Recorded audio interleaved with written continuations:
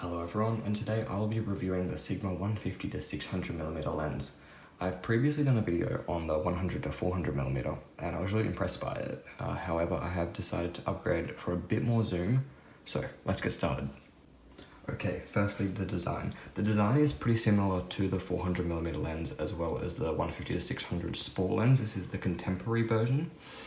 There's about $1,000 difference between the prices, but it has the same concept of the lens. It is significantly bigger than the 400mm and also has a tripod collar or head to it, which is really good for carrying it. You can carry it, hold it by that, or connect the strap through the back here and connect a strap there, and it really helps you stabilize the lens when shooting because it is quite heavy. It's around 2 kilograms, so by lifting it up you might get a bit unsteady, so being able to put your hand here really helps. Okay, couple little things that have changed with this lens from the 400mm if you are upgrading or thinking about choosing the 400mm. The lock button here is pretty much the same, except it can lock on every zoom you want it to. So if we go out to 400 like that, it will lock on that. It will lock on 300, etc. It will, while the 400mm will only lock on the 100, you can't lock it on 400. This one you can lock on 150, 200, 250, 300, 400 and 600mm, which is really handy.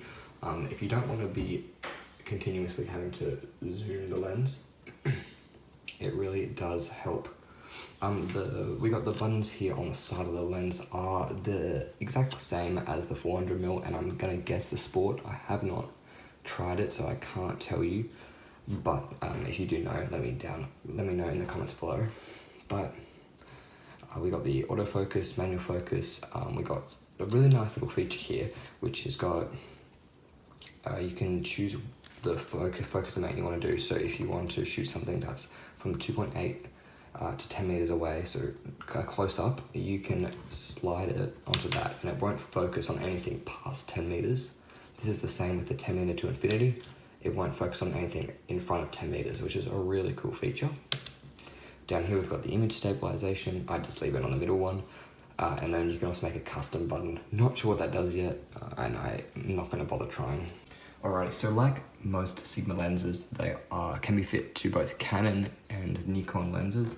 Obviously mine is a Canon camera, so this is fit for that. You can get Nikon ones as well. Make sure if you purchase at a store, make sure you get the right one. You don't want to end up getting the wrong one when you come into finalize your payment or pick it up, because that would be embarrassing. The last thing I'm going to mention about the features of the lens is that the tripod collar can be taken off if you do, but I don't know why you would want to, because that would definitely affect the lens, especially if you want to use a tripod. You want to connect the tripod bottom to this so you can stabilize the lens, not use the actual camera, because the lens could snap clean off and you would not want that with a brand new lens. Alrighty, value. This lens is very good value. My 100 to 400 cost me around 1,000 Australian dollars, and this lens was 1,500, so $500 increase for an extra 200mm zoom is pretty good. There is another version of this, which is the sport lens, and it is a lot more expensive. On Ted's cameras is about over $2,000. This one is 1,500 and a lot more affordable for wildlife photographers that don't have endless pockets. Its build quality is really good. I haven't obviously had a really high-end kind of camera lens, so I'm not exactly certain about the build quality differences, but it's really solid, it's compact, and I love using it. Okay, sharpness. Now, Sigma sometimes do have problems with their telephoto lenses that you do have to do a bit of a micro adjustment of the lens, which is sometimes a pain, but it doesn't take very long and it's really kind of a quick process. My 400mm definitely had to get micro adjusted. It was a fraction out, so every time I was taking photos I was really getting more of the branch in focus than the actual bird or whatever I was shooting on. So I did a quick micro adjustment on that.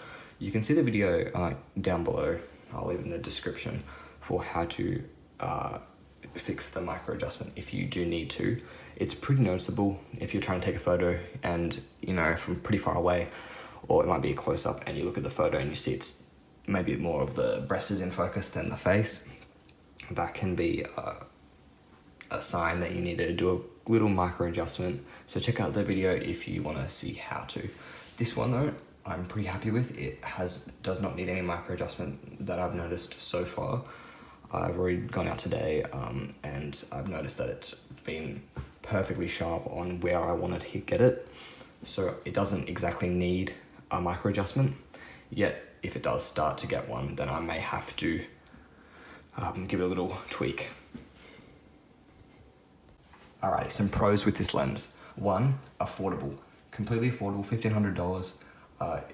Really can be used for anyone from young photographers starting out to professional photographers as well. It's got a great genre. You can use it for sport, wildlife. I wouldn't obviously use it for portraits or anything, but definitely wildlife and sports is the main two ones. And there's a lot of different variety of lenses for those, obviously, genres of photography, and they are quite expensive to get a long telephoto lens. So this is one of the most affordable lenses you can get for 600mm. Number two, quality, sharpness. The sharpness of this lens is really good. It is a slight improvement from the 400mm, which I was actually quite surprised about since it is a longer zoom. But yeah, the sharpness is pinpoint and it is as accurate as any other lens I've used. And number three is the background blur. I'll show an image in a second of the background blur, and it is amazing on this lens. Because of the telephoto zoom, the background looks really nice and smooth, like butter, depending on how close you are, obviously. If you're very far away, the background's not gonna look that different. But if you're really nice and close, the background will look really cool. I'll show you an image now, and as you can see, that is the end result of this lens with the background. So that's a really good positive for me.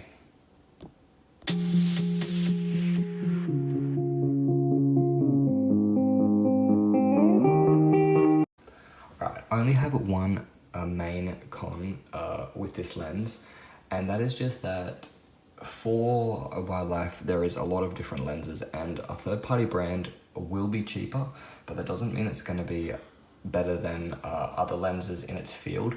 This lens is really good for me because I'm young and it's affordable for me, but if you are professional, I would definitely more recommend a lens that is made by the camera that you have. So a Canon lens or a Nikon lens or Sony, Fuji, whatever you have. But then again, it depends on your needs. You know, there's the Canon 100 to 400mm, which is a really good lens. It's about 2,700, I'm pretty sure. But it's 400mm. If you want to get the 600mm, there's really no affordable lenses in that category. There's the closest one I know is a 600mm f4, and that's over $20,000. There is the 500mm f5.6 prime, but then again, that's only 500mm. You're not getting the 600mm that you want. This is why Sigma is really good for the 600mm. But then if you're just looking for a 400, you can save up, get a 400 f4 for about $6,000, $4,000, or 400 f2.8 closer, or maybe just the 100 to 400 zoom. But it really depends on your choices. If you don't want crazy zoom, don't get crazy zoom. If you want zoom, get zoom. It's like that. Alright, so I hope you enjoyed this review of the 100 to 150 to 600mm contemporary lens from Sigma. I would definitely recommend purchasing this lens for anyone, amateur, professional, beginner, that loves wildlife photography and needs that zoom, and definitely considering using it for a couple of years. And it's not like a purchase and then upgrading instantly. It's definitely going to be a long-term investment. definitely would recommend. A lot of my friends do in fact have these lenses, and they rave about them all the time. Sharpness is perfect, great value for money, and definitely would recommend. So thanks guys. If you enjoyed the video, please hit that like button and subscribe.